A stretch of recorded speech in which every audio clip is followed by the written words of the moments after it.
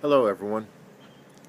Let's see if I can get through this video blog before I get rained on. It's starting to feel sprinkles, so we'll see how quickly I can get done with it. Please forgive the beard and the need for a haircut. The 65-hour work weeks with 2 jobs is starting to wear on me a little bit, but the government takes my money before I get a chance to support myself, so they force me to support all these people who don't want to work for a living.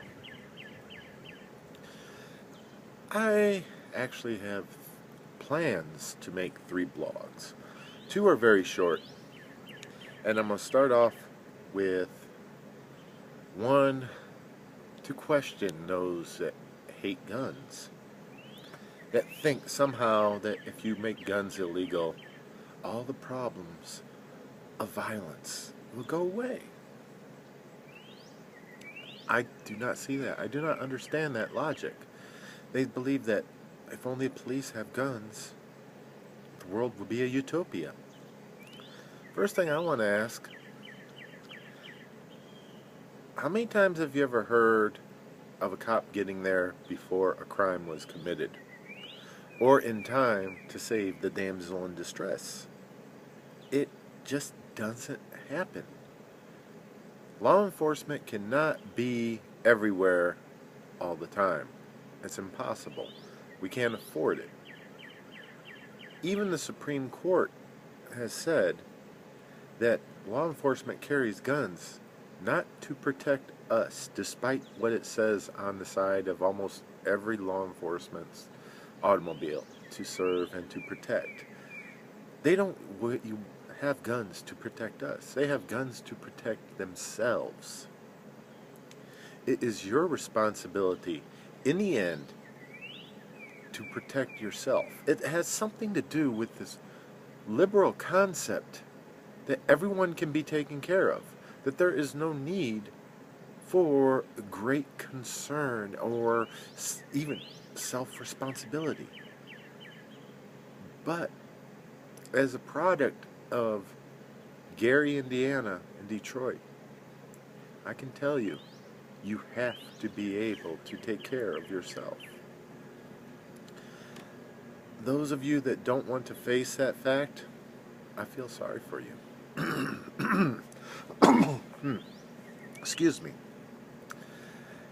And even if you did somehow or another tear up the Second Amendment, that's not going to stop guns. I can tell you that for a fact.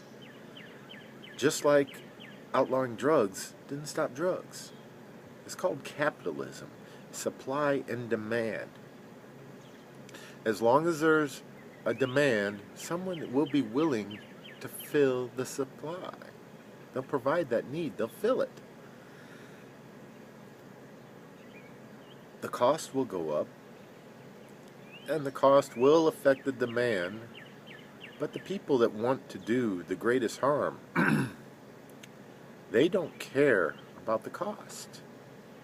And if they get frustrated from the cost of purchasing a firearm, they'll switch to improvised munitions.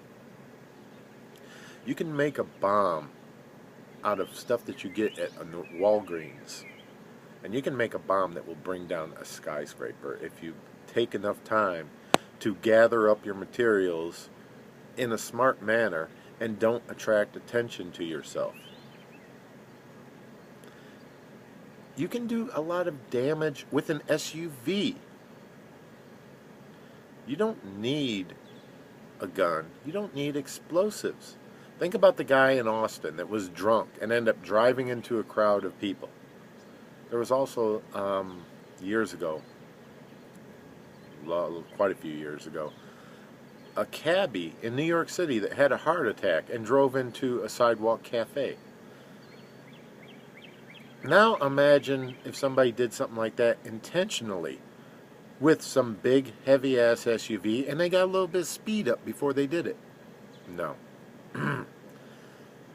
Somebody wants to go completely psycho and take out as many lives as they can before they are taken out. They can find a way. You're just under this delusion that this just one object that is causing all of the ills in society.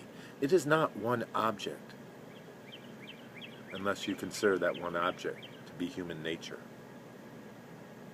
So, if you're one of those rabid anti-gunners, think about that. In the meantime, I will keep my firearms that have never gone off and killed anyone yet. I'll keep them for my self-defense. And if they ever go off, I hope to be the one that's still standing, whereas the person that meant to do me harm will be the one that is spoken of in the past tense. Because if it comes down to you or me, you better be damn quick with your gun, because I have no intention of leaving before my time. Thank you.